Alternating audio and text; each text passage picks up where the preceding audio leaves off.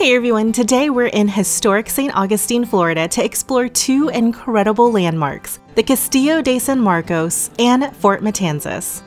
These two forts are not only rich in history, but also offer some absolutely stunning views you won't want to miss. We'll start at the Castillo de San Marcos, which is the oldest masonry fort in the continental United States. I'm going to do a behind the palm tree shot. A behind the palm tree shot.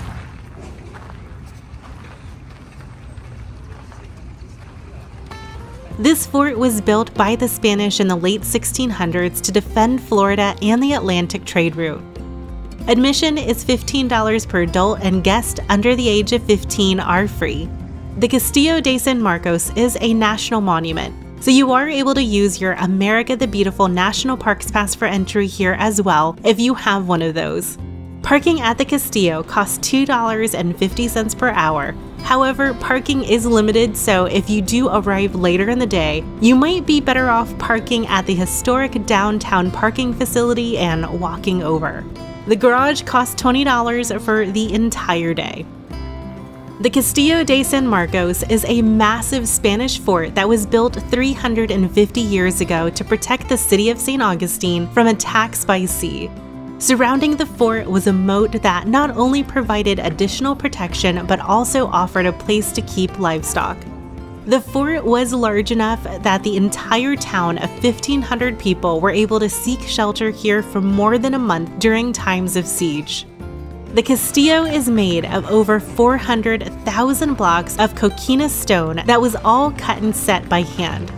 The thickness of the outer walls vary from 14 to 18 feet thick at the base and tapers to 9 feet towards the top. So where a cannonball hit? Anyone's where a cannonball hit right here. Isn't that cool? The entrance to the fort is heavily guarded by an elaborate set of defenses. The only way in and out would be through the fortified Sallyport entrance, which contains outer and inner drawbridges, a heavy sliding gate, and a ravelin.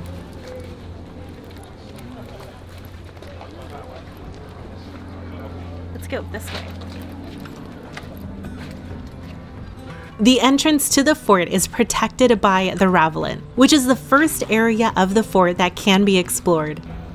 If I remember correctly, they used to always have like these little forts in front of the fort to be able to help protect the entrance. So they would have army and cannons up here to be able to try to protect the entryway to the fort.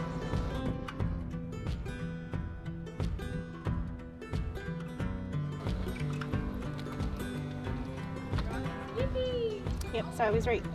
The most vulnerable part of the fort is the entrance in front of you. So to protect it, the Spanish designed an elaborate set of defenses, a heavy grated gate called a porculus? I don't know. After exploring the ravelin, we crossed the moat by walking over the second drawbridge.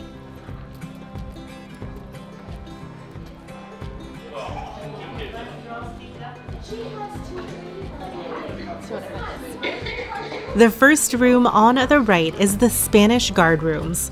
The soldiers would live in their homes in town, but while on guard duty, the soldiers would have used these rooms to rest, cook food, and spend free time socializing and playing games. All over the walls are remnants of graffiti from these soldiers who were here. Carvings of British ships. Can you find that? It's like a little hide-and-seek game.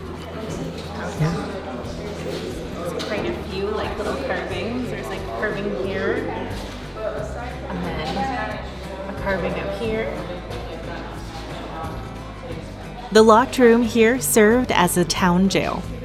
And during the American Revolution, South Carolina statesman Christopher Gadsden was actually held here in solitary confinement for an astounding 42 weeks.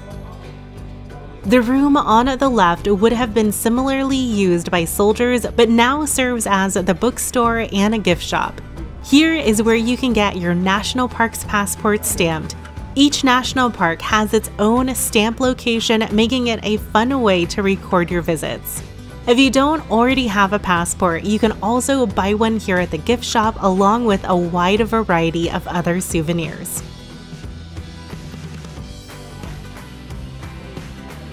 In the center of the Castillo is the courtyard, and during peacetime, soldiers would assemble here to drill with their muskets.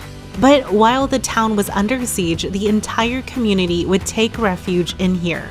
In 1702, the city was attacked by the English, and roughly 1,500 soldiers and civilians were packed into the Castillo for 51 days.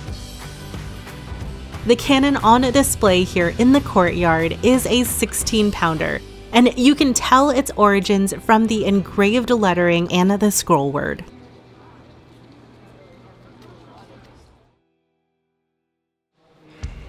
The rooms along the edge of the courtyard hold several exhibits and artifacts. In the first room, you'll see a model of the Castillo and learn about its design and construction. So this entire fort was built out of coquina shells, which is coquina. Am I saying that right? Coquina? You said coquina. I always say coquina. The walls are all made of coquina, which is made from seashells. This material actually helped absorb the impact of cannon fire, which made the Castillo virtually indestructible at the time.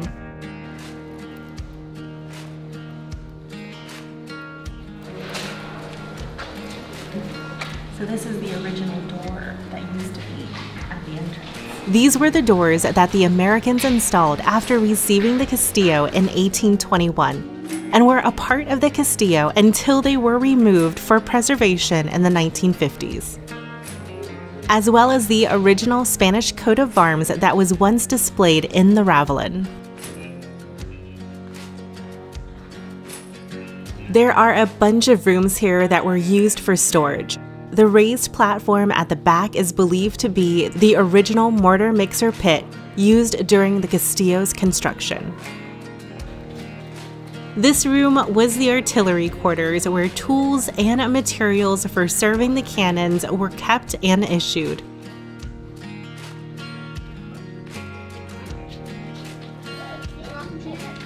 The tiny doorway here leads to the original gunpowder room.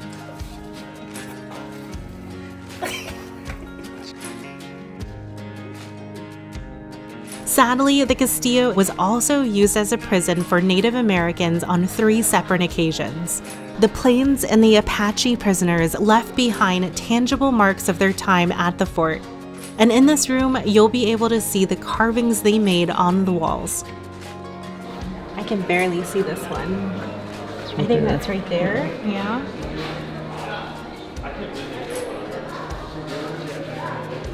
In the room next door, you can see names and dates carved by soldiers of the U.S. Army who were stationed here in the late 19th century. February 20th, 1884. That feels like reaching through time. So cool. There are volunteers throughout the fort that will be able to answer questions, show some interesting artifacts, and tell the experiences of the colonists who once lived here. So we're going to be walking into the church now.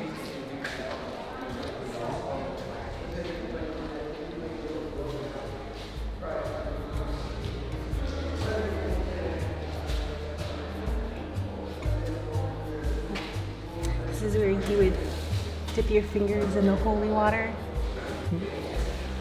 Definitely a Catholic church. This room has a replica British-era bunk that would have slept 4 British soldiers. In the very corner here is the treasury room where valuables were kept secure. Here we have the tidal toilet, which used a natural flushing system. Twice a day, the tides would fill the pit with seawater and then flush a waste out into the bay. After exploring the first level of the Castillo, we took the stairs leading up to the gun deck. Oh,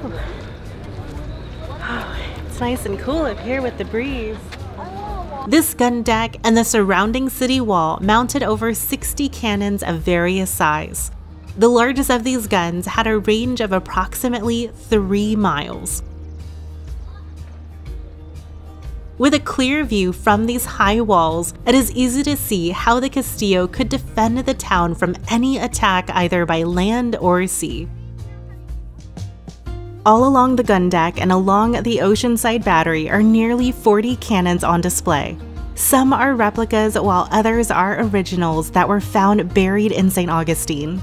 The cannons range from a small 4-pounder to a large 32-pound Seacoast cannon, which was discovered in the waters off Jacksonville. There's even some mortars on display here. On most weekends, they will have a cannon demonstration led by volunteers dressed as colonial Spanish soldiers who will fire a replica 6-pounder cannon.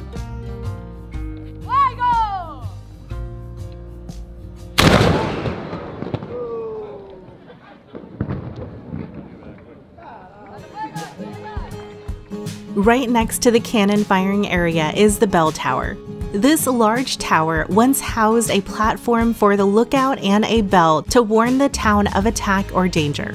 And it looks like something straight out of the Uncharted video games. On the ocean side of the fort is where the Ocean Battery is located, and they would have kept cannons here all along the seawall. And right next to the seawall is an oven-like structure. And this is a hot shot furnace used to heat cannonballs red hot to be fired into wooden ships. In the corners are sentry boxes that soldiers could use to safely fire their weapons through these small windows.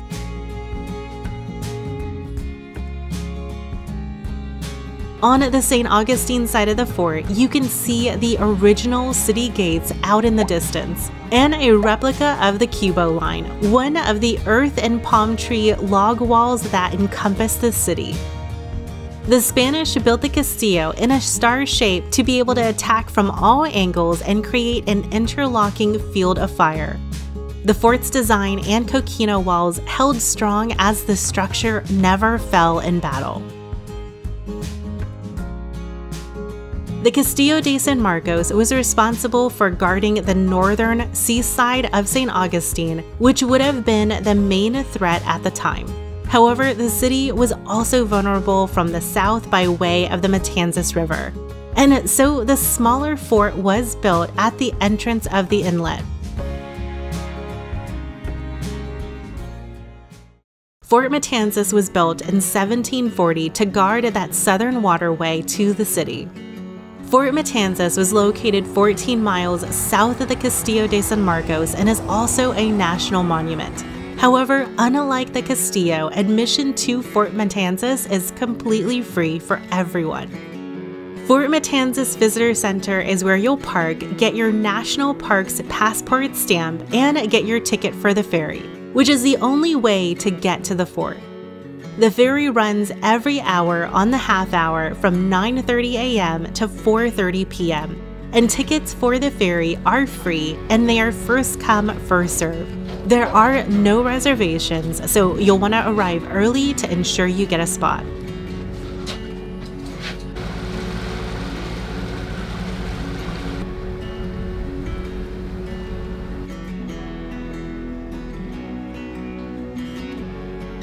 The entire experience lasts about 45 minutes, and this includes a 5-minute ride to and from the fort and a short 10-minute ranger talk, and about 25 minutes to explore the fort itself. Look how cute it is. It's just a tiny little fort.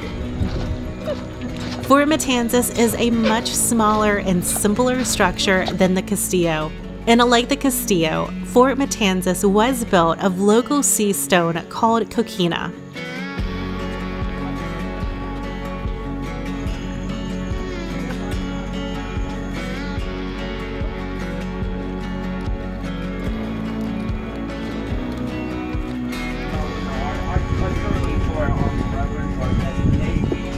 Just watch your step, guys. A little bit of a downward step. Yeah, you're very welcome.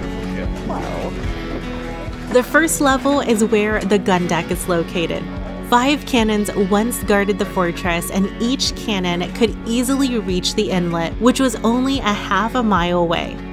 2 of the original cannons are still here, while the others are replicas.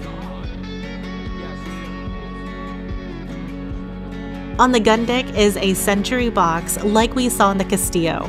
These sentry boxes are an architectural feature of Spanish Caribbean forts. On this level is where the soldiers' quarters would have been located, where they cooked, ate, and slept. 7 to 10 men at a time would have occupied the fort on a month's tour of duty. And also this is a display of 18th century naval fare that they would have been fed while they were in a ship of war. Dried beef, dried pork, cheese, peas, rice, ship's biscuits, some wine, small beer, and of course you always had vermin that were hanging around eating stuff. Of course. If they could. Alright, let's go to the top.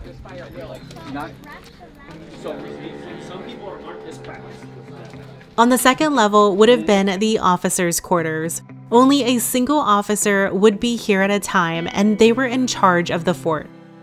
The hole in the wall here would also have been the powder magazine where food and gunpowder was stored. The narrow ladder leading up is the only way to get to the observation deck at the top of the tower, and it can be a bit of a tight squeeze.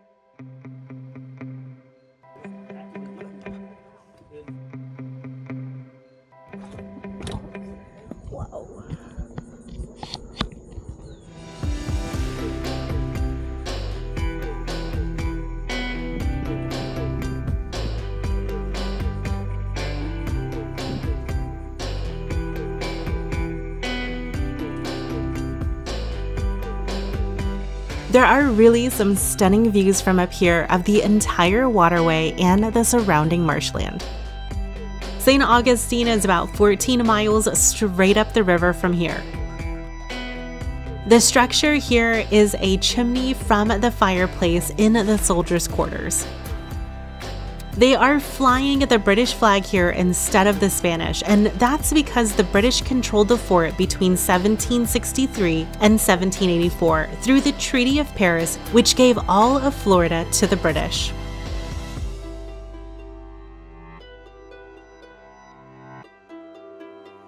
On our way back to the ferry, we saw these tiny crabs all along the ground, and they are so cute. As we disembarked from Fort Matanzas, we were treated to a cannon firing. And they don't do these firings very frequently, so we were very lucky to get a chance to be able to see one during our visit.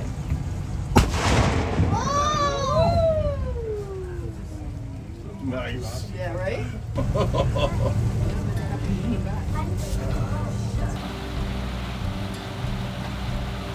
If you have extra time after exploring the fort, near the visitor center is a short nature trail. And this trail is about a half-mile boardwalk trail where you can discover some of the native plants and animals. They also have an overlook where you can see the dunes. And a monument for the massacre of Menendez of Ribol and his men in September 1565. Matanzas is a Spanish word meaning massacre or slaughter, which is how the fort and the river got its name. Menendez slaughtered 250 shipwrecked Frenchmen in the dunes of the inlet just south of here. Both the Castillo de San Marcos and Fort Matanzas are incredible places to visit, each with its own unique history and charm. Whether you're a history buff or just loving exploring new places, these forts are definitely worth a visit.